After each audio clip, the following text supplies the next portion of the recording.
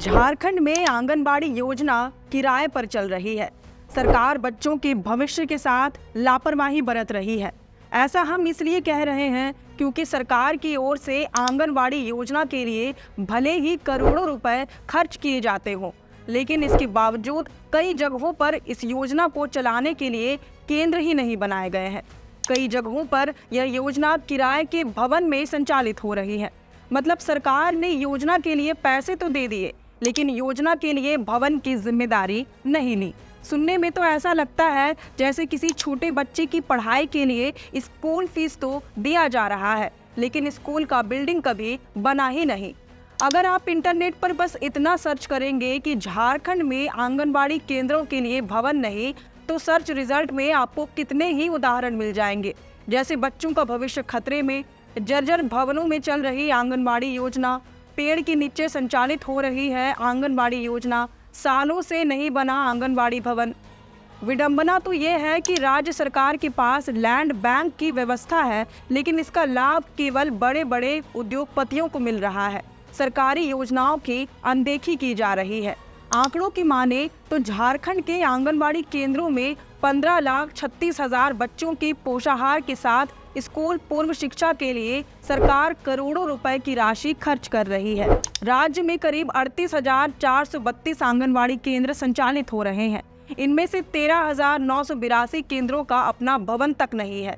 2753 केंद्रों का संचालन स्कूलों, पंचायत भवनों और सामुदायिक भवनों में हो रहा है।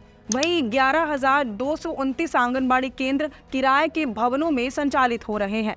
यानी देखा जाए तो आंगनबाड़ी योजना के लिए आधे से ज्यादा केंद्रों की व्यवस्था है ही नहीं। अब जिन किराए के भवनों में आंगनबाड़ी केंद्रों का संचालन हो रहा है, उनका किराया समय पर न मिलने के कारण सेविकाओं को काफी परेशानी का सामना भी करना पड़ता है। किराए के पैसे पाने के लिए आंगनबाड़ी सेविका सहायिकाओं को सरकारी कार्यालयों के चक्कर लगाने पड़ते हैं। जानकारी के मुताबिक शहरी क्षेत्रों में किराए के भवन में आंगनबाड़ी केंद्र चलाने के लिए विभाग की ओर से 3,000 रुपए दिए जाते हैं, लेकिन सरकारी स्तर पर मात्र 700 रुपए ही मिल रहे हैं। ऐसे में मकान मालिक को किराया देना मुश्किल हो रहा है। सेविका और सहायिकाओं को अपने मानदेय के पैसे से मकान किराए का भुगतान करना पड़ता है। वहीं पोषण ट्रैकर के लिए इंटरनेट की भी सुविधा वह अपने निजी पैसे से ही खर्च कर रही हैं। ग्रामीण क्षेत्रों में 700 रुपए प्रति माह दिए जाते हैं और जो शहर छोटे हैं वहां पर 1500 रुपए प्रति माह सरकारी स्तर पर राशि मुहैया कराई जाती है।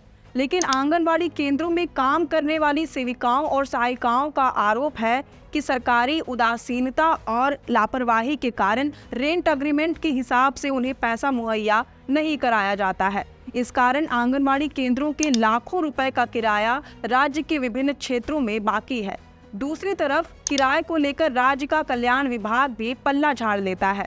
जब यह समस्या विभाग के समक्ष रखी जाती है तो विभाग कह देता है कि मकान किराया का बकाया पैसा अभी तक केंद्र सरकार की तरफ से राज्य सरकार को नहीं मिल पाई है, इसलिए आंगनबाड़ी केंद्रों के लिए खोले गए सेंटर्स के मकान किराए के पैसे का भुगतान नहीं हो पाया है। आपको बता दें कि आंगनबाड़ी केंद्रों पर बुनियादी स्वास्थ्य देखभाल की सुविधा भी प्रदान की जाती है। केंद्रों के पोषण शिक्षा के साथ साथ प्रेगनेंसी के दौरान महिलाओं को स्वास्थ्य सुविधाएं मुहैया कराई जाती हैं। सुदूर और ग्रामीण क्षेत्रों में रहने वाली महिलाओं और छोटे बच्चों को टीकाकरण सहित उनकी शिक्षा के स्तर को सुधारने के लिए कई महत्वपूर्ण कार्य किए जाते हैं, लेकिन राज्य में आंगनबाड़ी केंद्रों का हाल बेहाल है। इन केंद्रों की स्थिति साफ बयां कर रही है कि सरकार बच्चों की भविष्य के साथ खिलवाड़ कर रही है।